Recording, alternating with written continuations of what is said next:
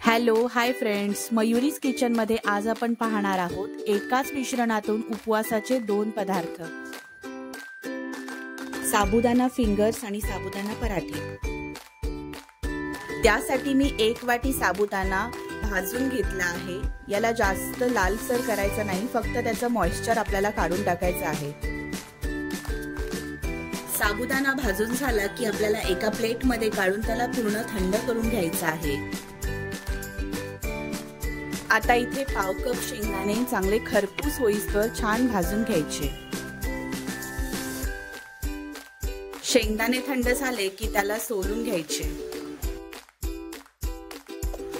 थंड झालेल्या साबुदाण्याची आता मिक्सर मधून बारीक पिठी करून घ्यायची। तसेच शेंगदाण्याचीही बारीक पावडर करून घ्यायची। इथे मी साबुदाण्याचं पीठ बारीक चाळणीने चाळून घेऊन एका बाउल मध्ये काढून घेतलंय। त्यातील 2 चमचा पिठी मी बाजूला काढून ठेवलीये, ती आपल्याला पुढे लागणार आहे। आता साबुदाण्याच्या पिठात मी 2 चमचे शेंगदाण्याची पावडर टाकलेली आहे। तसेच यामध्ये 2 मध्यम आकाराचे बटाटे किसून घालणार आहे। बटाटे किसूनच घालावे। आता इथे अर्धी मिरची मी खलबत्त्यामध्ये कुटून घातली आहे। मिरची तुमच्या आवडीनिवडीने कमी जास्त करू शकता। तसेच यामध्ये चवीनुसार मीठ घातले।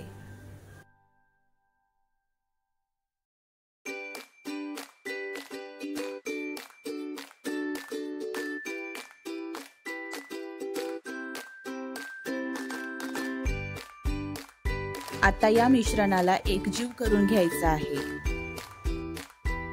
सर्वात आधी हे मिश्रण व्यवस्थित मिक्स करून घ्यायचं। आवश्यकतेनुसार पाणी घालून त्याला चपातीच्या पिठासारखं मळून घ्यायचं। इथे पीठ व्यवस्थित मळून घेणे खूप आवश्यक आहे।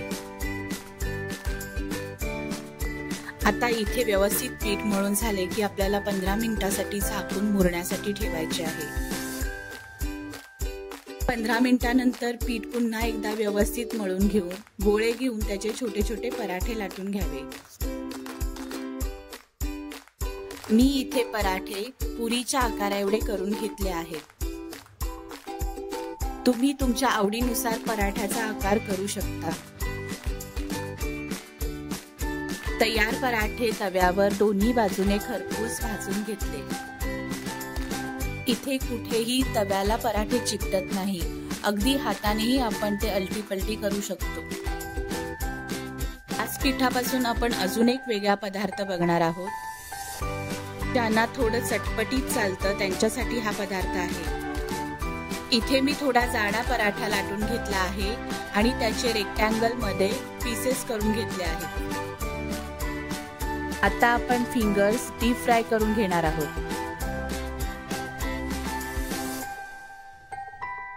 साबुदाणा फिंगर्स दोन्ही बाजूनी खरपूस तळून घ्यायचे। इथे तयार आहेत आपले उपवासाचे पराठे आणि साबुदाणा फिंगर्स। तुम्हाला ही उपवासाची रेसिपी कशी वाटली हे कमेंट्सद्वारे नक्कीच कळवा। अशाच नवनवीन रेसिपींसाठी मयुरीज किचनला सबस्क्राईब करायला विसरू नका। व्हिडिओ संपूर्ण पाहिल्याबद्दल धन्यवाद।